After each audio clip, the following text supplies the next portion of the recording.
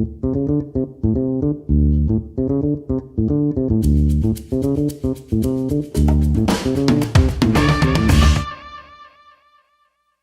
वालेकुम, this is Nazia Malik style and you में। और आज जो हम बात करने वाले हैं हमारा बड़ा ही ज़बरदस्त टॉपिक है और वो है टाइम मैनेजमेंट के हवाले से।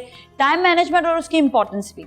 होता यह है कि हम अक्सर औकात कभी कभार तैयारियों में इतना टाइम लगा देते हैं कि हमारा ओकेजन जिस इवेंट में जा रहे होते हैं वहाँ पर जो है आपको पता है लेट पहुंचते हैं और फिर इवेंट जो है वो ओवर हो चुका होता है या बिल्कुल ओवर होने वाला होता है या खाना लग चुका होता है। इसके साथ साथ कभी आप कहीं काम पर जा रहे हैं या आपके कोई प्रोजेक्ट्स होते हैं और होता ये है कि वो टाइम पर मुकम्मल नहीं हो पाते। क्यों नहीं मुकम्मल हो पाते हैं? इंसान का जहन एक तरफ रहता क्यों नहीं है, एक तरफ हम फोकस क्यों नहीं रह पाते हैं। आज आपको फोकस रहना भी बताएंगे, टाइम मैनेजमेंट भी बताएंगे। हमारे साथ जो मेहमान हैं मैं सबसे पहले उनसे आपकी मुलाकात करवाऊंगी। हमारे साथ हैं शेफ़ फरा जो बहुत ही अच्छे खाने भी बनाती हैं और साथ साथ हर्बल टिप्स भी देती हैं, तो वो दोनों चीज़ें आज आपको बताएंगे और सिखाएंगी भी। और इसके साथ साथ हमारे साथ होस्ट एंकर मौजूद हैं जहान जो रिलीजियस स्कॉलर भी हैं, तो आज वो बताएंगी टाइम मैनेजमेंट के हवाले से भी। और साथ साथ आपको ये भी टिप्स देंगी कि किस तरह से आपने अपने लाइफस्टाइल को बनाना है कि आप कोई स्ट्रेस्ड आउट ना हो और अपने स्ट्रेस फ्री होकर आराम से आप अपने सारे काम कर सकें। और डॉक्टर वजाहत मौजूद होंगे जो साइकाट्रिस्ट हैं और बहुत अच्छे तरीके से आपको बताएंगे टाइम मैनेजमेंट की इम्पोर्टेंस भी और ये भी कि आप फोकस क्यों नहीं रह पाते हैं। तो अपने काम में आपको फोकस रहना ज़रूरी है। हम क्यों काम करते करते कभी यहाँ चले जाते हैं कभी वहाँ चले जाते हैं, तो फोकस रहते हुए अपने आप एक काम को मुकम्मल करें और फिर आप दूसरे काम की तरफ आप रुजू करें और दूसरे काम आप अपने जो है सही तरीके से उसको सरअंजाम दें और निभाएं। इसके साथ ये मुलाकात होगी हमारे सारे गेस्ट से। और जी हम कपड़ों की और हम मेकअप की, हम अपनी और बहुत सारे लवाजमात की इतनी बातें कर रहे होते हैं, लेकिन बहुत ज़रूरी है हमारे पूरे लाइफस्टाइल को भी बेहतर होना। और उस लाइफस्टाइल में जिसकी सबसे ज़्यादा अहमियत है अगर देखें तो टाइम मैनेजमेंट की बहुत ही ज़्यादा अहमियत है। तो इस अहमियत का एहसास रखते हुए मैंने कहा कि क्यों ना आज हम इस टॉपिक को ही रखें और अपने मेहमानों से हम इस टॉपिक के हवाले से बहुत सारी बातें करते हैं। सबसे पहले तो मैं डॉक्टर वजाहत से पूछूंगी। डॉक्टर वजाहत, सबसे ज़्यादा इंपॉर्टेंट हमें लगता है कि हमारा वक्त, क्योंकि ऐसे लगता है अब जो 24 घंटे हैं ना उसमें से आप 7-8 घंटे तो सोने भी गुजार देते हैं, जो इम्पॉर्टेंट है। हम ये भी नहीं कहेंगे कि सोना इम्पॉर्टेंट नहीं है, लेकिन उसके अलावा जो वक्त होता है वो समझ ही नहीं आता कि मैनेज कैसे करें। यूं वक्त गुजर, हमारे लिए तो यूं वक्त गुजर जाता है। सही बात है। देखिए बात यह है कि हम अपना जो वक्त है 8 घंटे सोने के बाद वो कहाँ गुजार रहे हैं, उसकी क्या हमने कोई कैटेगरी बनाई हुई है, कोई बॉक्सेस बनाए हुए हैं, कौन सा काम कितने बजे करना है, ये हम नहीं कर पाते। तो क्या होता है कि सारी चीज़ें प्रोक्रेस्टिनेट हो जाती हैं। सही, अब जैसे कि हम मोबाइल देखने बैठते हैं तो हम 40-50 मिनट मोबाइल पे स्क्रॉल करते रहते हैं, तो हमारे जो दूसरे काम है वो एक जगह जमा होना शुरू हो जाते हैं। ठीक, बहुत ज़्यादा, बिल्कुल मेरे साथ तो बहुत ज़्यादा होता है। तो मैं काम कुछ करने लगती हूँ और मेरा वाला काम रह जाता है जो मोबाइल पे भी मुझे करना होता है। आपने प्लीज फोकस करना भी बताना है जरा। हाँ, फिर जी तो बस जब आप चीज़ों को स्क्वीज करते रहते हैं आप भूल जाते हैं कि आपने करना क्या था। तो फिर इम्पोर्टेंट वक्त जो होता है, इम्पोर्टेंट काम और एक इमरजेंसी काम, ये दोनों में बड़ा फ़र्क होता है। इम्पॉर्टेंट काम वो होता है कि हमने ये करना है लेकिन कल भी कर सकते हैं, परसों भी कर सकते हैं। एक होता है इमरजेंसी, वो इतना इंपॉर्टेंट नहीं होता लेकिन वो हमें अर्जेंट करना होता है कि ये काम फ़ौरन निपटाना है।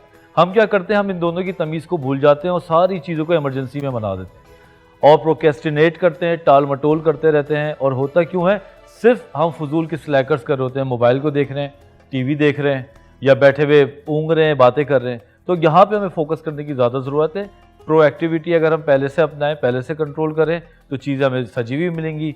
वरना तो मैं हमेशा अपने पेशेंट्स को कहता हूँ कि वो बस सर पे एम्बुलेंस की बत्ती लगा के लोग निकल जाते हैं सड़कों पे, इस तरह जा रहे होते हैं सारे, तो फिर उनका क्या काम होना है। एग्जैक्टली सही कहा। और कभी बार हमें भी होता है कि भाई आप अपने जो रूल्स और रेगुलेशंस है वो तो भूल ही गए, तो अब क्या करेंगे। अच्छा जहान, ये बताइएगा, एक तो हमारे इस्लाम के मुताबिक, दीन के मुताबिक वक्त की अहमियत के हवाले से और हमें खुद टाइम मैनेज कैसा करना चाहिए। मैं थोड़ा सा आपको घरेलू ख़वातीन की तरफ लेकर आऊँगी कि आप उनके हवाले से बताएं। फिर मैं वजाहत से ही पूछूंगी, डॉक्टर वजाहत से, कि वो थोड़ा ऑफिस गोइंग जो आदमी है वो बताएं, और फ़रा से में पूछेंगे कि वर्किंग लेडीज़ जो हैं उनके हवाले से बताएं। तो पहले आप बताएं कि घरेलू ख़वातीन को किस तरह से अपने जो है ना टाइम को मैनेज करना चाहिए। जज़ाकिल्लाह खैर। अऊज़ु बिल्लाहि मिनश शैतानिर रजीम, बिस्मिल्लाहिर रहमानिर रहीम। यहाँ पर मौजूद लोगों को और तमाम देखने वालों को अस्सलामु अलैकुम व रहमतुल्लाहि व बरकातुहू।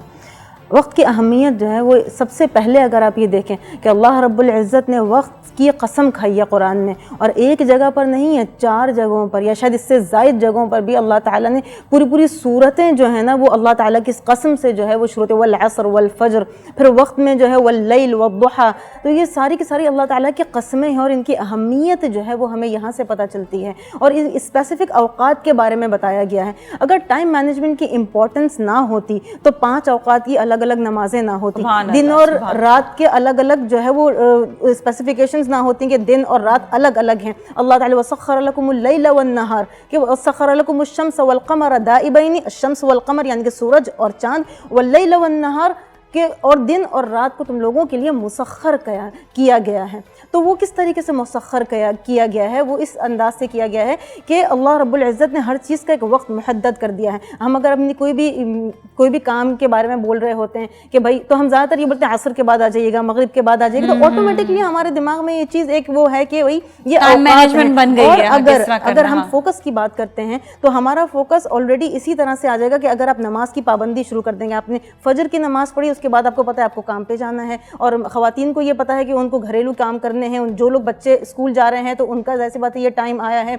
अपने शोहरों को जो है वो ऑफिस में भेजना है, ज़ोहर के बाद जो है वो खाना है, असर के बाद जो है वो जैसे कि टी टाइम है। ये सारी चीज़ें अल्लाह की तरफ से ही मैनेज हुई हुई हैं, और अगर आप इसी को फॉलो करते हैं तो आपकी ज़िंदगी बहुत बेहतर अंदाज से, बहुत बेहतर तरीके से चल सकती है। रसूलुल्लाह सल्लल्लाहु अलैहि वसल्लम फरमाते हैं, नेमतानी मक़बून बिहा कसीरुम मिनन नास अस्सहत वल फराग़, कि ये 2 नेमतें हैं बहुत बड़ी जिनको कि बहुत सारे लोग इंपॉर्टेंस नहीं देते। एक तो फ्री टाइम है और दूसरा जो है वो सेहत है आपकी। आप दोनों चीज़ों को निगलेक्ट करते हैं सबसे ज़्यादा। और अगर आप फिर से ख़वातीन की बात करते हैं तो ख़वातीन ही सबसे ज़्यादा जो है वो फ्री टाइम को भी जो है वो अपने बर्बाद कर रही होती हैं और अपनी सेहत को भी बहुत ज़्यादा बर्बाद कर रही होती है। ख़ास करके जब उनकी शादी हो जाती है तो उसके बाद तो बहुत ही ज़्यादा अपने आप को, अपनी फिजिक निगलेक्ट कर देना, बिल्कुल फिजिकल फिटनेस को, हर चीज़ को ही निगलेक्ट कर रही होती हैं। तो ये चीज़ें जो है वो अगर आप अपने मलहूज़ा खातिर रखेंगे और आप प्रायोरिटीज सेट करें ना, अगर जैसे कि डॉक्टर साहब ने भी ये कहा कि हमारा फोकस हट जाता है, और ख़वातीन के बारे में भी अगर ये बात की जाए तो उनको इतने सारे दिन में काम होते हैं कि मतलब अगर वो एक काम करने जाती हैं तो उनको लगता है ये पहले कर लूँ,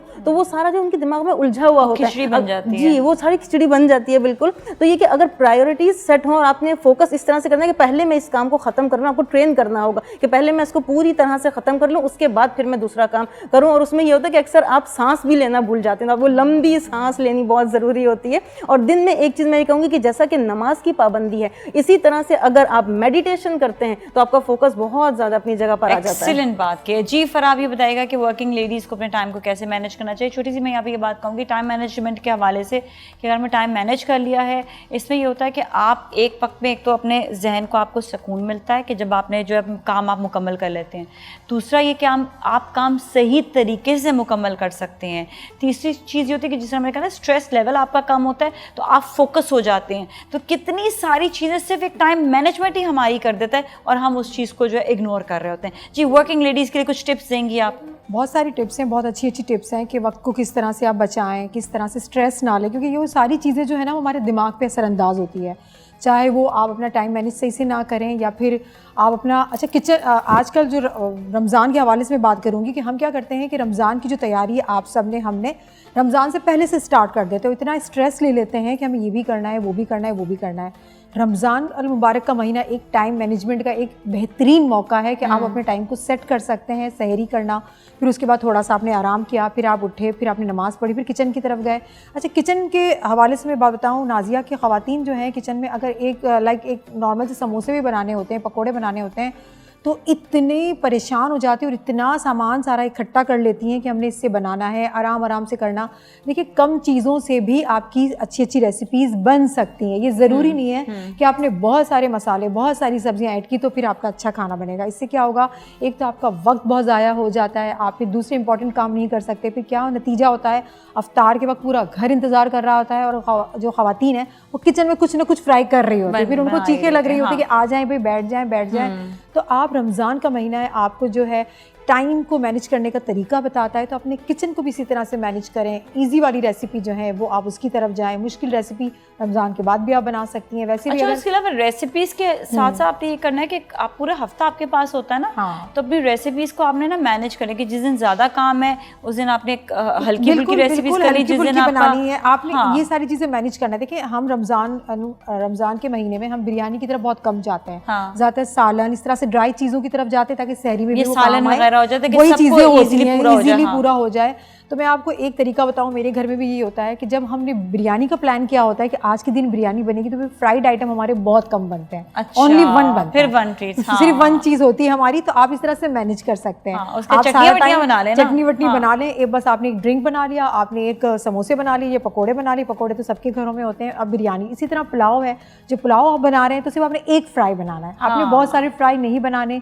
एक ही फ्रूट कट करके रख दें, आप उसको खाएं, फिर इंजॉय करें बिरयानी को। आप नमाज के बाद, इशा की नमाज के बाद, तरावी के बाद, इस तरह से आप अपनी चीज़ों को मैनेज कर सकते हैं। ये नहीं कि आपने बिरयानी बनाई, कोई चाइनीज़ पुलाव या आपने सिंगापुरियन राइस बनाए तो उसके आप फ्राई भी इतनी सारी चीज़ें आप बना लें, फिर वो आप घर वालों को सर्व करें तो वो खाएंगे नहीं, क्योंकि ऑलरेडी उनका पेट भरा हुआ होता है, वॉक होती नहीं है, एक्सरसाइज होती नहीं है। फिर आपको शिकायत होती है मैंने तो सारा दिन निकाल दिया काम में, आपने खाया नहीं। तो थोड़ी सी समझदारी और टाइम मैनेज कर लें अपना, तो आप भी खुश, आपके घर वाले भी।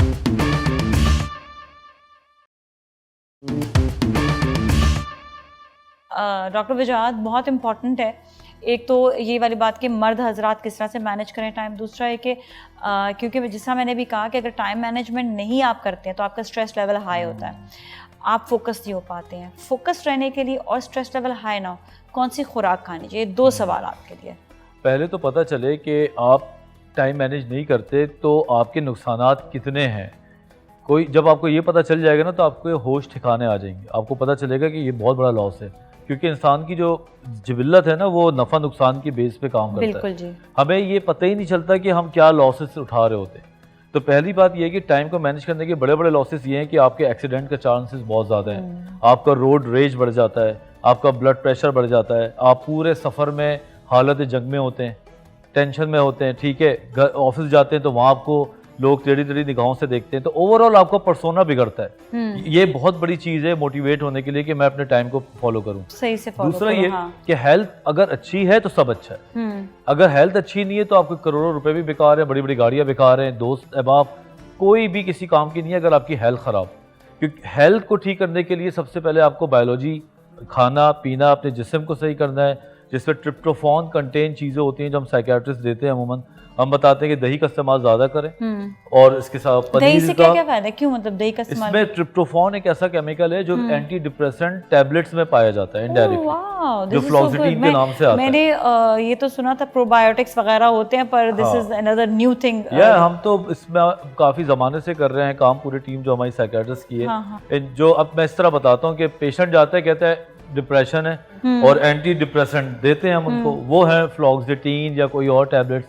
उसी का एक किस्म का जो नेचुरल फॉर्म है वो ट्रिप्टोफान, जो खाने पीने में ऑलरेडी है। तो किन किन खाने में दही योगर्ट हो गई, बताया, हाँ। इस तरह सैलेड्स हो गए, सैलेड्स, साथ हाँ। साथ पनीर हो गया, मुर्गी की कलेजी जो होती है कभी कभी अगर आप उसमें भी खाएं तो वो भी आपको बेहतर करती है। Very ये nice। 3-4 चीजें आप किचन में मिक्स एंड मैंने मैच सुना करके है खा लें। बनाना भी बहुत अच्छा होता है। क्या? बनाना। एग्जैक्टली, मैं ये भूल गया, बनानास को भी हम कहते हैं कि 2 केले रोजाना खा लो। 2 केले तो उसमें क्या होता है कि आपको सारी चीजें मिल रही होती हैं। अब ये नहीं कि आप सारी चीजें रोज खाना शुरू हो जाए, मिक्स एंड मैच करें और साथ साथ थोड़ी सी वॉक करें, ज़रूरी है। जब सारी चीज़ें आप खाते पीते हैं, वॉक करते हैं तो एक बड़ी ज़बरदस्त सी इनका एक सॉकेट बनता है। वॉक जो है ना, ये चीज़ों को कंटेन करने के लिए, रखने के लिए बड़ी खूबसूरत चीज़ है। Very nice. लेकिन अच्छा, टाइम कहाँ है किसी के पास? टाइम कहाँ है? यही तो टाइम मैनेजमेंट दिल की बातें मैं करता हूँ तो मुझे गुस्सा भी आता है। मोबाइल देखने का टाइम, गॉसिप्स का टाइम, हर चीज़ का टाइम। जब मैं खुद डॉक्टर बोलता हूँ किसी को वॉक करे, सर टाइम नहीं है।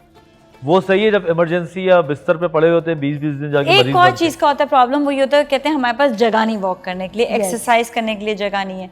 तो एक्सरसाइज या वॉक करने के लिए जगह, मैं कहती हूँ भाई आपके बाहर सड़क है, आप वहीं पर ही कर लें। आप एक रूम में भी कर सकते हैं, आप काउंट करें आप कितने चक्कर लगा रहे हैं, कितनी बार वॉक कर रहे हैं। अच्छा, वजाहत ने बहुत अच्छी एक जो फूड था अच्छा बताया। मैं क्योंकि एक हर्बलिस्ट भी हूँ और हमारे आयुर्वेदिक में जिन्हें परेशानी, दिमागी परेशानी होती है, सुकून नहीं होता, जाहिर बात है आपका दिमाग हर वक्त चलता रहता है, सुकून नहीं होता, नींद नहीं आती, आप बिल्कुल ऐसे होते हैं, आपको एक बेचैनी की कैफियत होती है। तो उसमें हमारी एक हम सफ़ूफ कह सकते हैं उसको, मैं उसको बनाना बताऊंगी, बहुत आसान सा है। आपने 1 टीस्पून खसखस ले लेनी है और 1 टीस्पून आपने इलायची पाउडर ले लेना है और आपने उसके अंदर जायफल ले लेना है, वो भी 1 टीस्पून इनका पाउडर कर लें। पाउडर करके आपने इसको सिर्फ 2 चुटकी खाना है, बस 2 चुटकी आपने खाना है। जैसे आपको लगता है कि आपने डिनर कर लिया, अब आपने 9 बजे डिनर किया तो आप उसके बाद 2 चुटकी आप चाहे पानी के साथ, है क्योंकि नींद आपको बहुत, क्योंकि वो आपके माइंड को सुकून देता है, सुकून देता है, रिलैक्स आपको कर देता है, फिर आपको अच्छी नींद आने लगती है। ये तो डॉक्टर वजाहत और अच्छे तरीके से बताएंगे कि किस तरह से हमारा जब माइंड रिलैक्स होता है तो हमें नींद आती है। लोग ये समझे कि शायद कोई नींद की गोली दे दी।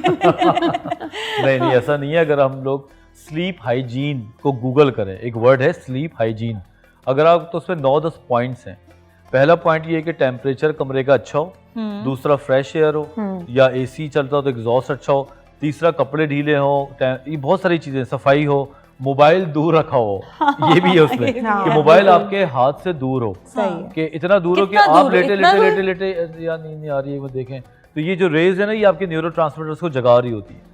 तो पहले तो ये 8-9 चीज़ों का एहतमाम करें तो नींद गरीब भी कर सकता है और अमीर भी कर सकता है, ठीक। उसके बाद आप इंटाइटल्ड होते हैं कि आपको नींद अच्छी आए। यहाँ पे तो ज़माना ही कुछ और है ना, शोर भी हो रहा है, मोबाइल भी चल रहा है, देखते नींद आने की कोशिश, टीवी चल रहा है, रात के 9 बजे चाय पी ली, कैफीन ले ली, जो गुटके खा रहे हैं वो गुटके खा रहे हैं, जो सिगरेट पी रहे हैं वो सिगरेट पी रहे हैं, तो फिर वो लोग तो हालत जंग में है। दे आर नॉट, शिकायत होती है कि हमें नींद नहीं आती, फिर वो आते हैं हमारे पास, तब सबसे पहले तो हम हिस्ट्री लेते हैं। जब हिस्ट्री लेते हैं तो पता चल जाता है कि हो क्या रहा है, तो उनको मना करना या उनको समझाना कि भाई ये ना करो, वो एक चैलेंज है। लेकिन बहरहाल सेहत इसी में ये कि आप अपने टेम्पटेशन को कंट्रोल करें। बिल्कुल। अच्छा, ये टेम्परेचर का बहुत ज़रूरी होता है। बाज़ लोग बहुत ज़्यादा ठंड में जो है वो एसी चलाकर उनको नींद नहीं आती है, बाज़ लोग बहुत ज़्यादा गर्मी में होते हैं तो भी नींद नहीं आती है। तो इसके लिए टेम्परेचर क्या कोई इम्पोर्टेंस है, कोई इम्पोर्टेंट है कि क्या होना चाहिए? देखो, जिसको थायराइड की बीमारी है ना उसको गर्मी ज्यादा लगती है, ब्लड प्रेशर वाले को भी गर्मी ज्यादा लगती है, शुगर जिसकी कम है या बीपी कम है उसको सर्दी लग सकती है, और जो एल्डर पेशेंट है, डायबिटिक है, उनको बेचारों को हाथ में सुनसनाहट, जलन होने लगती है। तो आप ऐसा है कि आप एक नॉर्मल टेम्परेचर में नहा के सो सकते हैं, तो नहाने से टेम्परेचर रेगुलेट हो जाता है, ठीक। या तो फिर 20 मिनट आप वॉक कर लें, जाके वॉक करते हैं, पसीना आता है तो अंदर की गर्माइश जो है वेपोराइज हो जाती है। ये सारी चीजें, अगर आप पूरे दिन कुछ नहीं करते और एसी में बैठे हुए और आप टेम्परेचर फ्रीक हो गए कि मैं तो बाहर जाऊंगा तो मैं गर्मी से पागल हो जाऊंगा, तो फिर वो रियल में भी पागल हो जाते हैं, क्योंकि फिर उनको इतना ज्यादा प्रॉब्लम्स हो रही होती है, क्योंकि हमने माइंड बना लिया होता है कि मुझे ऐसा होगा। हाँ जी, बिल्कुल। उनको धूप से एलर्जी हो जाती है, उनको गर्मी से एलर्जी, पसीना। ये भी साइकोलॉजिकली नहीं होता कि मुझे धूप जो मुझे कुछ इरिटेट करिए, ये सब साइकोलॉजिकली चीजें हो रही होती हैं, बस सेंसिटिविटी बढ़ा देते हैं ना धूप। विटामिन डी तो धूप में ही आता है, और पूरी दुनिया में जब धूप निकलती है, यूरोप में तो लोग बाहर निकलते हैं, इधर ज़्यादा धूप है लेकिन कम निकलें। हम तो कहते हैं कि ख़वातीन को बिलीव करो, कह के मैं थक गया हूँ पेशेंट्स को, कि सब्जी दूध दही लेने रोज खुद जाएं। इसमें मैं जान से पूछूंगी, जान कि हम लोग क्यों इस चीज़ को इग्नोर करने लगे हैं कि खुद वॉक करके जाना, या ठीक है सिक्योरिटी रीजंस होते हैं, लेकिन उसके अलावा भी जहाँ पे सिक्योरिटी रीजंस नहीं भी हैं वहाँ पर भी इन चीज़ों को अवॉइड किया जाता है। कि एक वक्त आता था कि सब मोहल्ले में ख़वातीन मिलकर निकल रहे हैं, वॉक करने निकल रहे हैं, मिलकर। आपको कोई चोर डाकू एक ग्रुप की शक्ल में किसी को आकर जो कुछ नहीं कह सकता, बल्कि वो ग्रुप से लोगों से डरते हैं खुद भी। तो क्यों नहीं ख़वातीन हमारी जो है वो ग्रुप बनाकर जो है वो वॉक के लिए जाते हैं? जी देखें, इसमें जो है ना सबसे पहली बात वही आ जाती है इंपॉर्टेंस की, कि आपको इस बात की जो ये नुकसानात है ना आपको पता होने चाहिए कि अगर आप वॉक नहीं कर रहे हैं या कोई फिजिकल एक्टिविटी नहीं कर रहे हैं। अच्छा, बहुत सारी ख़वातीन को ये भी लगता है जो हम घर के काम कर रही है ना उसमें हमारी जो है ना वो फिजिकल एक्टिविटी हो रही है, इतना तो थक रहे हैं, वो तो स्ट्रेस होता है, जबकि वो स्ट्रेस होता है। और उसमें कोई, अगर मैं जैसे स्मार्ट वॉच है, आप इसको जो है वो अपने जो स्टेप्स उनको काउंट कर रहे हैं ना, यकीन करें 1500 से ज़्यादा स्टेप्स नहीं होते, लेकिन अगर आप काउंट करके फोकस करके करेंगे तो मैं रोज़ाना 10,000 कदम कर लेती हूँ। तो वो फोकस करना जरूरी है, उसकी अहमियत पता है। हाँ, इतना चलना है, हर खाने के बाद इतना चलना है, किस खाने के बाद लेटना जरूरी है और किसके बाद वॉक करनी जरूरी है। रात को सोने से पहले 1 घंटे की वॉक बहुत ज्यादा जरूरी है, और रात का खाना किस वक्त खाना है, रात का खाना कम से कम सोने से 3 घंटे पहले आपने खाना है। तो ये सारी की सारी चीजें आपकी जो है ना ये फोकस आपका लेकर आती है। एक और चीज में मैं ऐड करूंगी कि पढ़ना बहुत ज्यादा जरूरी है इस चीज के लिए, और मोबाइल से पढ़ना जरूरी बिल्कुल सही नहीं है। आपको अगर पढ़ना है तो आप किताब उठाकर पढ़ें, और उसमें मैं ज्यादा प्रेफर प्रेफर इस चीज़ को करूँगी कि आप क़ससुल कुरान अगर आप पढ़ते हैं ना तो उससे आपको दो फ़ायदे हैं। एक तो ये कि आपको इस्लामिक नॉलेज मिल रही है, ये तो है ही। दूसरी चीज़ ये कि जिस तरह से मैंने मेडिटेशन की बात की ना, आप यकीन करें कि ये बहुत बेहतरीन मेडिटेशन है। एक मेडिटेशन का तरीका बता दें, एक डॉक्टर साहब आप भी बता दीजिएगा, एक तरीका को बता दें मेडिटेशन का। जिसको जैसे अगर मैं दीनी लैंग्वेज की बात करूं, ठीक है, तो उसमें मुराकबा कहते हैं। योगा में जो है वो जो आसन है 5 उनकी बात हो जाती है। तो वो जो ध्यान लगाना है ना किसी एक चीज के ऊपर, फोकस करना जो है वो आपको अपने दिल की धड़कनों के ऊपर। और बीइंग मुस्लिम मैं ये चीज़ कहूँगी कि अपनी हर दिल की धड़कन के साथ अल्लाह अल्लाह अल्लाह काउंट करें तो आपकी बहुत सारी बीमारियां और बहुत सारी जो आपकी इधर उधर की सोचें हैं, नेगेटिव सोचें, वो सारी की सारी आपकी एक जगह पे आके फोकस हो थोड़ी देर के लिए हम दुनिया से हट जाते हैं और उस तरफ फोकस हो जाते हैं। मेडिटेशन का कोई तरीका? मेडिटेशन में जिसको नमाज जो पढ़ सकता है उसको कुछ करने की वैसे ज़रूरत नहीं है। टू बी वेरी ऑनेस्ट, देखो मेडिटेशन का मतलब है डिटैच्ड फ्रॉम द वर्ल्ड और attach somewhere for a while. अब डिटैच हो रहे हैं आप दुनिया से और अटैच हो रहे हैं हम एक जगह पे। चाहे आप कोई भी चीज़ अपने दिमाग में रख लें, हम भी तो यही कहते हैं ना डॉक्टर्स, वो आप पोस्चर बना के बैठे। अगर आप सिर्फ ये नमाज को ज़रा ढंग से पढ़ लें, थोड़ा सा सब्र से, जल्दी जल्दी वाला नहीं, तो वो एक किस्म की मेडिटेशन है। दूसरा ये कि थोड़ी सी एक्सरसाइज भी करते रहे साथ, ताकि आपकी बॉडी में भी ताकत रहे। ये दोनों चीज़ें रहेंगी, आप कभी भी बूढ़े होते ही नहीं है। फिर आप सॉरी आखिरी बात करूँगा, आप जो मस्जिद में 5 वक्त नमाज ही जा रहे होते हैं ना, आप देखिए उनकी स्ट्रेंथ कितनी जबरदस्त होती है। चाहे वो बाबे हों, बूढ़े हों, होते हैं, हाँ, सुकून से जाते आते हैं। उनकी कभी भी बॉडी पेन्स, कमर में दर्द वगैरह नहीं हो रहा होता। बिल्कुल सही, बहुत बहुत शुक्रिया। Thank you so much doctor Bajaj, thank you so much जहान आपका भी। अब फराह के साथ हम जो है थोड़ा सा एक्टिविटी करेंगे और थोड़ा ये हमें बताएंगी हर्ब से बल्कि आप किस तरह से जो है हेल्दी रह सकते हैं, और साथ ही एक अच्छी सी रेसिपी भी हमें बताएंगी। So you all stay with us.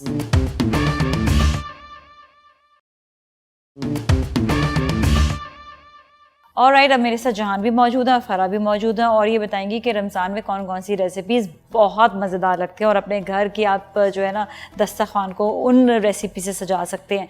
लेकिन फरा हमें आज बताएंगी कि प्रैक्टिकल करके कि कौन सी ऐसी रेसिपी है कि आप क्विकली बना सकते हैं। तो पहले तो मैं खैर जहान से पूछती, जहान आप कौन सी ऐसी रेसिपीज़ हैं जो अपने रमज़ान में आप यूजली इफ्तार के टाइम पर आप जो है बनाती हैं? क्योंकि मेरी ब्रॉटअप जो है वो मक्का मुकर्रमा का है, तो वो ज़्यादा इन्फ्लुएंस मेरी कुकिंग में जो है वो अरबी डिशेस का रहता है। ओके, तो आपसे सीखनी पड़ेगी वो सारी डिशेस। बिल्कुल बिल्कुल एनी टाइम। तो इसी तरह जैसे बशमेल है, जैसे जिसको कि लजानिया आप लोग कहते हैं, उसको लजानिया, उसमें शीट्स यूज़ नहीं होती हैं, उसमें नूडल्स यूज़ होते हैं बड़े वाले। और मैं ज़्यादातर कोशिश करती हूँ कि वो जो वीट वाले ब्राउन जो नूडल्स है ना वो मैं उसमें यूज़ करूँ। तो मैं थोड़ा सा इसकी कॉन्शियसनेस रहती है मेरी। पिज़्ज़ा भी बनाना है तो वो भी आटे का बनाना है, और तो इस तरह के मतलब। अच्छा, पिज़्ज़ा ही होता है या कोई रोटी के ऊपर ही बनाते हैं? नहीं, पिज्जा ही होगा, पूरी उसकी वो वही रेसिपी होगी। डो भी उसी तरह से बनेगा लेकिन उसमें आटा यूज होगा। तो वो हेल्दी ज्यादा हो जाएगा, वो नुकसान उसका कम हो जाएगा। अगर आप वाइट सारी की सारी चीजें कट डाउन कर देंगे अपने मील में तो आप बहुत ज्यादा हेल्दी फील करेंगे। बिल्कुल जी। जी फरा, तो आप बताइएगा। अच्छा, जैसे हम बात भी कर रहे थे कि रमज़ान में जो है टाइम को मैनेज करना सबसे इंपॉर्टेंट है। अब हम अपनी इफ्तारी की तरफ चले जाते हैं और बहुत सारी चीज़ें जो बच जाती है नाजिया, जो हम कहते हैं कि आप इसको कब इस्तेमाल करें, कैसे इस्तेमाल करें, समझ नहीं आ रहा होता। लाइक जैसे कि सहरी में हमने रोटियां बनाई या फिर हमने बाहर से रोटियां नान मंगवा लिए या फिर पराठे बना लिए। हम सोचते हैं कि यार ये अब बच जाएगा, कल कौन खाएगा, इफ्तार में कौन खाएगा। तो बड़ा एक नुकसान भी है, ज़ाया भी नहीं करना चाहिए किसी चीज़ को। तो मैंने सोचा इसका कोई अच्छा चटपटा सा कोई रोल ना बना लें, जैसे हम पराठा रोल खाते हैं। गुड आइडिया, ये बड़ा अच्छा आइडिया। और उसमें ये है कि जिस तरह एक रेसिपी आपने सुबह खा ली तो दिल नहीं करता कि शाम में आप वही खाएं, तो हम क्यों ना उसी रेसिपी को थोड़ा सा चेंज करके बना सकते हैं शाम में। जी बना सकते हैं। तो नान मंगवाए हुए थे मैंने, तो मेरे पास ये बच गए थे क्योंकि नान कोई खाने के लिए तैयार नहीं था। अब खा तो लेते, अब क्या खाएं। तो मैंने सोचा कि एक अच्छी सी नई रेसिपी बहुत चटपटी मज़ेदार सी बना लेती हूँ, सबको खिला देती हूँ कि हमारा जो चीज़ें हैं वो ज़ाया ना हो। तो ये मैंने ये ले लिया है, यहाँ पर ये नान ले लिया है। और ये मेरे पास यहाँ पर इमली की चटनी मेरे पास मौजूद है। इमली की चटनी तो हम बना लेते हैं उसको, और हमारे सारी चीज़ों में हमें यूज़ होती है। तो इमली की चटनी मैंने ले ली। आप चाहे तो टमाटो केचप भी ले सकते हैं, आपकी अपनी मर्जी है, लेकिन मैंने इमली की चटनी क्योंकि मुझे बहुत मज़ेदार ज़बरदस्त सा बनाना है। अच्छा, इसमें कुछ मैंने टमाटर, वही घर की सारी चीज़ें हैं, मैंने वो ले ली। टमाटर कटिंग के हुए ले लिए, प्याज ले लिया। उसके अलावा अगर आपको सलाद पत्ता अच्छा लगता है, आपको कोई भी वेजिटेबल्स अच्छी लगती है तो आप उसको ले सकती हैं।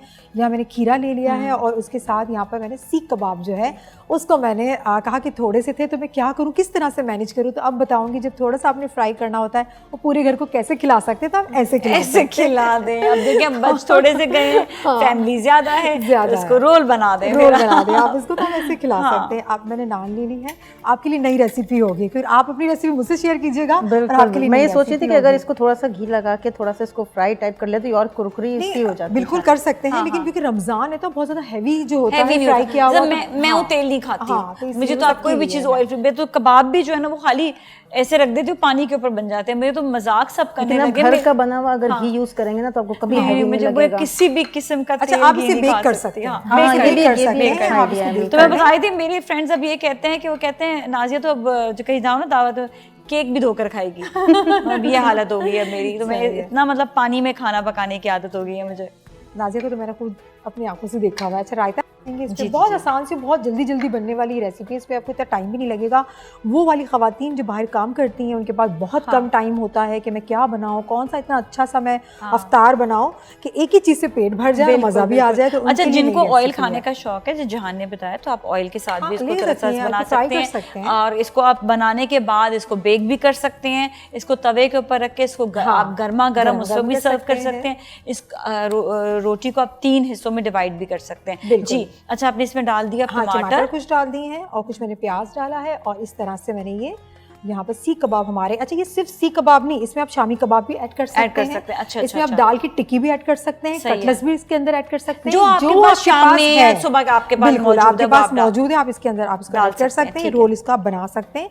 तो जरूरी नहीं है कि मैंने अगर सीख कबाब ऐड किए तो आपने वो डाल सीख कबाब ही नहीं, घर पे सीख कबाब बनेंगे तो हम डालेंगे। हाँ, बिल्कुल डालेंगे, ऐसा कुछ नहीं है। देखिए, कुकिंग को बहुत आसान बनाएं, इजी बनाएं, अपने आप को परेशानी में ना डालें, ये ना डालें। तो आप भी कोई मतलब सीख कबाब या कबाब वगैरह बनाती हैं? आपके तो डिफरेंट कबाब होते होंगे। अरबिक कबाब क्या होते हैं? मसालों की थोड़ी सी डिफरेंस होता है, मतलब मिर्चें बिल्कुल भी नहीं होती हैं उसमें, खुशबू वाली चीज़ें ज़्यादा होती हैं, इलायची का इस्तेमाल होता है, उनके अपने कुछ हर्ब्स होते हैं वो उसमें इंक्लूड हुए हुए होते हैं, ज़ाफ़रान का बहुत ज़्यादा इस्तेमाल होता है, केवड़े का बहुत ज़्यादा इस्तेमाल होता है। ये सारे खुशबू वाले खाने होते हैं। अच्छा, इसमें आपने डाले टमाटर डाले, इसकी लेयर्स बनाई। इससे एक फ़ायदा ही नाजिया कि आपने मीट के साथ, रोटी के साथ आपने वेजिटेबल्स भी खाने, जो लोग नहीं खा रहे होते उनको खाने का मौका उनको खा लेते हैं। जैसे हम बहुत सारी चीजें शवरमा वगैरह खा रहे होते हैं, इसमें क्या होता है, वेजिटेबल्स ही ज्यादा होते हैं। अच्छा, लाइट सा हमने उसको सिरके में थोड़ा सा डिप किया होता है, थोड़ा सा इसमें सॉस सा इसके अंदर टेस्ट आ जाए, इसी तरह से मैंने इसको बनाया है। और इसको आपने क्या करना है, अच्छा आप टूथपिक से भी इसको आप टकिंग कर सकते हैं, लेकिन वैसे भी आप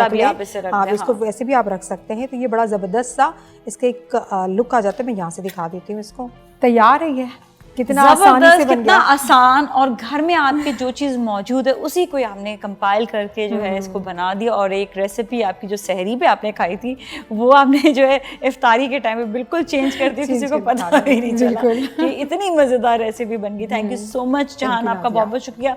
फराब हमारे साथ है क्योंकि अभी आपने हर्बल टिप्स भी हमें देनी है, तो अभी हम फरा से कुछ हर्बल टिप्स लेंगे। Stay with us.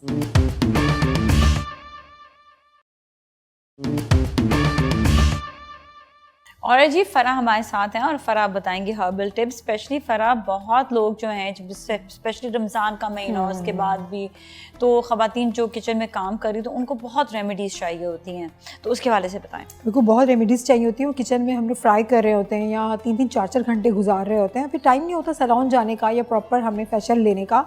तो मैं बहुत अच्छा एक स्क्रब बताऊंगी, बहुत इजी आसान सा है कि आपको इतना टाइम भी नहीं लगेगा और घर में सारी चीज़ें अवेलेबल होती ही हैं। उससे मैं आपको बताऊंगी, आप इसे करेंगे तो आपको इंस्टेंट रिजल्ट्स मिलेंगे आपको। अच्छा, मतलब क्या होगा, क्या इंस्टेंट रिजल्ट? हाँ बिल्कुल। स्क्रब आपको क्या करता है, आपके ब्लैक हेड्स को साफ करता है, आपके वाइट हेड्स को साफ करता है, जिससे हमारी स्किन जो है वो ब्लैक दिखना शुरू हो जाती है। डेड स्किन को रिमूव करता है, आपकी स्किन बहुत ज़्यादा क्लियर हो जाती है, साफ हो जाती है, क्लीन हो जाती है। जब स्किन क्लीन होती है तो हमें एक सेटिस्फेक्शन भी मिलती है और हमारे जो ग्लो करने लगती है, तो आपको ग्लो मिलेगा। इसमें ना 2 बातें मैं आपको बताऊंगी। एक तो है कि जो किचन में ख़वातीन काम करती हैं, मैं सीरियसली बताऊं, आप ये देखें कि आपके अक्सर देखा होगा ना, जो चूल्हा होता है उसके बैक साइड पर बहुत जो है घी जमा हुआ होता है। ऐसे ही है, हाँ। हम ये समझते हैं सिर्फ चूल्हे की हद तक घी होता है, नहीं, वो आपके फेस पर भी आता है। जब वो स्टीम की शक्ल में आता है तो वो तेल जो है वो हर तरफ फैलता है। आपने देखा होगा किचन में हमारे, स्पेशली देसी किचन जो होते हैं उनमें कुछ ज़्यादा ही फैला हुआ होता है। एक तो ये चीज़, उसकी वजह से भी स्किन खराब होती है। दूसरा, इसका मतलब ये नहीं कि आप खाना बनाना छोड़ दें, इसका मतलब कि आपको आपको रेमेडीज बता रहे रेमेडी हैं। इस्तेमाल दूसरी चीज ये कि जो खवातीन या हजरात बाहर जाते हैं घर से, वो समझते हैं कि जी हम बाहर गए, धुआं तो आसमान में है, वो हर जगह पर धुआं होता है और वो भी हमारी स्किन पे लगता है। तो इन दोनों चीजों के लिए ये ख्याल करना स्क्रब जरूरी है। बेस्ट है बेस्ट जी। ठीक है, बहुत आसान है। मैंने मिल्क पाउडर ले लिया यहाँ पर ठीक 1 है। टेबल स्पून, मैंने वो ले लिया इसके अंदर मिल्क पाउडर। और इसके साथ ये है मेरे पास कलौंजी का ऑयल। ठीक है, कलौंजी का ऑयल आपको बहुत इजीली मार्केट में मिल जाता है। अगर नहीं मिलता तो आपने क्या करना है, कलौंजी के थोड़ी सी कलौंजी लेनी है, उसको बहुत पाउडर बनाना है, हल्का सा बिल्कुल माइल्ड सा, और इसमें आपने क्या करना है 1 टीस्पून इसके अंदर ऐड कर देना है। वो भी कर सकते हैं आप, स्किन के लिए बहुत ज़्यादा अच्छा है। अच्छा, मैं यहाँ पे शामिल कर रही हूँ क्योंकि ऑयल है मेरे पास, तो ये 1 टीस्पून मैंने ऑयल शामिल कर दिया। एलोवेरा जेल, बल्कि जिनकी स्किन ड्राई भी होती है वो भी ऑयल ना यूज करें, वो कलौंजी पीस कर ही डालते हैं, पीस के भी डाल सकते हैं आप, बिल्कुल। अच्छा, एलोवेरा जेल फ्रेश भी ले सकते हैं, लीव्स का, पत्तों का ले सकते हैं आप ये भी ले सकते हैं, दोनों बहुत अच्छे होते हैं। और इसको मैंने अच्छी तरह से एक क्रीम के फॉर्म में होता है जो पैकेट में आता है, लेकिन इसमें कुछ ऐसी चीजें होती हैं, इसको प्रिजर्वेटिव केमिकल्स यूज, लेकिन ये स्किन के लिए बुरे नहीं होते, अच्छे होते हैं। ओके ओके, सही है, ठीक है। तो आप इसको लगा सकते हैं, फ्रेश है, क्योंकि हर किसी के घर में नहीं होता ना फ्रेश, तो फिर वो क्या करेंगे, इसको आपने अच्छे से मिक्स कर लेना, इसका क्रीम की तरह ये बन जाएगा, जिस तरह से आपकी स्क्रब क्रीम होती है, बहुत अच्छा होता है। और ये ऑल टाइप स्किन के लिए, आप अगर कहेंगे कि वेरी सेंसिटिव स्किन है, आप कहेंगे ऑयली स्किन है, ड्राई स्किन है, ये सारी स्किन के लिए बहुत बेस्ट है, आप इसको लगा सकते हैं। और सिर्फ हाथों में भी लगा सकते हैं, पाँव में भी लगा सकते हैं, इजीली आप लगा। और मर्द हजरात जिनका काम बाइक पे ज्यादा होता है, हाथ इनके बहुत ज्यादा ब्लैक हो जाते हैं, फेस ब्लैक हो जाता है, नेक इनकी सही होती है, तो उनको भी आप उनको कहें कि थोड़ा मसाज कर लें, आप इसको बना के रख लें। इसको बनाने के बाद आप 3 से 4 दिन तक इसको यूज़ कर सकते हैं। बहुत कम क्वांटिटी में इसको इस्तेमाल किया जाता है और बहुत ऐसा नहीं होता कि आपकी स्किन को बहुत ज़्यादा खुरदरा कर देगा या रैशेस कर देगा, बहुत ही अच्छा सॉफ्ट सा होता है। इससे मेरे ख्याल में से कोई साइड इफेक्ट नहीं लगता, लेकिन अगर किसी को हल्का सा भी एलर्जी फील हो रही है, आपको जो खारिश फील हो रही है, तो आप फौरन से इसको मिटा दें। एलर्जी टेस्ट आप यहाँ पे हमेशा कर लें, किसी भी क्रीम को यूज़ करते वक्त आप ये करना चाहिए। हो सकता है आपको ना चल रहा हो, लेकिन वैसे इसमें कोई ऐसी चीज़ नहीं है कि आपको ये नहीं चलेगा, ये बहुत ज़बरदस्त है, आपको इसको यूज़ करें और बहुत ही ज़्यादा आसान है, तो आप इसको बनाएं और 3 चीज़ों से बनाएंगे सिर्फ। ऑलराइट, हम नेक्स्ट रेसिपी की जानिब आएंगे और बताएंगे कि हम किस तरह से अपने बालों का ख्याल रखें, क्योंकि बाल भी इंपॉर्टेंट होते हैं। वही वाली बात कि आपके बालों की सफाई बहुत ज़्यादा ज़रूरी है। और बहुत सारी ख़वातीन हो या मर्द हजरात हो या बच्चे छोटे हों, आज आपने हेड वॉश किया और 2 घंटे के बाद ऑयल आ गया, इतना ज़्यादा ऑयल आ गया कि इसमें स्मेल आने लगती है, फिर डैंड्रफ हो जाता है, इतने सारे मसले होते हैं। और हम अगर उन्हें सजेस्ट करें कि आप सिरम्स ले लें तो बड़े महंगे होते हैं, वो कहते हैं अभी तो लिया था, ख़त्म हो गया, मेरा तो बजट में नहीं आ रहा, तो फिर परेशान होने की ज़रूरत नहीं है। सिरम्स में आपको घर पे बनाना बताऊंगी, आप इसको यूज़ करें, बहुत ही सस्ता बनेगा और आप इसको इस्तेमाल कर सकते हैं ईजिली। और मैं आज आपको बहुत ही रेमेडीज़ जो बता रही हूँ, बहुत छोटी छोटी रेमेडीज़ हैं और झटपट बनने वाली, इसमें कोई देर नहीं लगेगी। अच्छा, मैंने आपको नाजिया बताया था एलोवेरा जेल लेते हैं, तो एलोवेरा ऑयल भी मार्केट में अवेलेबल है, बहुत आसानी से आपको मिल जाता है। यहाँ मैं इसका इस्तेमाल करूँगी और मैं इस्तेमाल कर रही हूँ इसमें तकरीबन 1 टेबल स्पून भर के। ठीक है, एलोवेरा ऑयल मैंने इस्तेमाल कर लिया। उसके साथ मैं यहाँ पर इस्तेमाल कर रही हूँ ऑलिव ऑयल, जैतून का ऑयल में इस्तेमाल कर रही हूँ, ये मैं 1 टीस्पून इस्तेमाल कर रही हूँ, क्वांटिटी का आप ख्याल रखें। उसके साथ 1 टीस्पून मैंने यहाँ पर विटामिन ई ऑयल लिया हुआ है। विटामिन ई ऑयल भी मिलता है, हाँ, आसानी से मिल जाता है, इसके कैप्सूल्स भी मिलते हैं जो आपको अच्छा लगे। कितना इस्तेमाल करें? 1 टीस्पून आपने इसको इस्तेमाल करना है, उसको मिक्स कर लेना है, क्योंकि ये हमारा सिरम बन रहा है और इसको ज़्यादा क्वांटिटी में नहीं लगाते हैं, इसको बहुत कम क्वांटिटी में लगाते हैं। और लगाने का मैं आपको तरीका बता देती हूँ, इसकी देखिए खुशबू कितनी अच्छी है, Oh my God, this is refreshing सा, कूलिंग सा इफेक्ट, बहुत अच्छी इसकी खुशबू है। अच्छी खुशबू है इसमें से। उसके अंदर विटामिन ई ऑयल और मैंने एलोवेरा जेल जो था वो ऑयल है, उसकी बहुत अच्छी खुशबू है, बहुत अच्छी है। अच्छा, इसको लगाने का तरीका, बहुत सारे लोग बड़े परेशान होते हैं कि सिरम को बालों में कैसे लगाया जाए, आयरनिंग करने से पहले लगाया जाए, किस तरह लगाया जाए।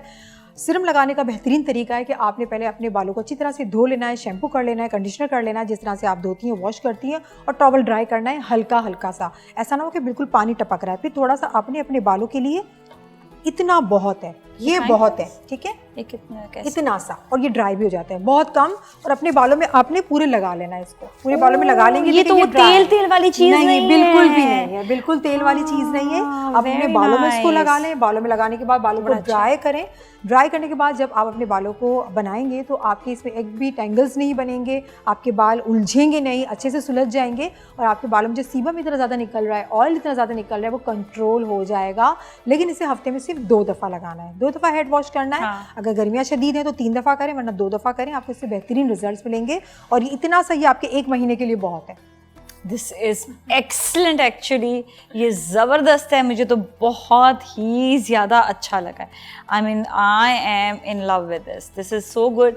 और ये इजी लगा भाई, वाह तुम तो कमाल के, ये ज़रूरत ही ना पड़े बाहर से सीरम लाने की, बिल्कुल, पता नहीं आप घर इसमें में कौन सा बनाएं। केमिकल है कौन सा नहीं है, इस पे तो हमें पता है हमने क्या यूज़ किया है। एक दफ़ा और बता दें इसमें हमने क्या क्या क्वांटिटी बता दें बस। अच्छा, मैं इसमें 1 टेबल स्पून मैंने एलोवेरा का जो ऑयल था वो इस्तेमाल किया हुआ था, ठीक है। और इसमें मैंने ऑलिव ऑयल यूज़ किया था, 1 टीस्पून डाला हुआ था। और मैंने इसे 1 टीस्पून इसके अंदर विटामिन ई ऑयल मैंने शामिल किया था। बस और ये 3 चीज़ें थी जबरदस्त और तीनों से से- मैंने बना लिया। क्या बात है जी, ऐसा सीरम अगर हो तो क्या बात है, आपके बाल क्यों नहीं अच्छे होंगे, क्यों नहीं सॉफ्ट होंगे। जबरदस्त हो गया। Thank you so much for, आपका बहुत बहुत शुक्रिया। इसके साथ ही नाज़रीन आज के लिए इतना ही। अपने घर वालों का बहुत ख्याल रखिएगा। नाज़िया मलिक और टीम को दीजिए इजाज़त। अल्लाह हाफ़िज़।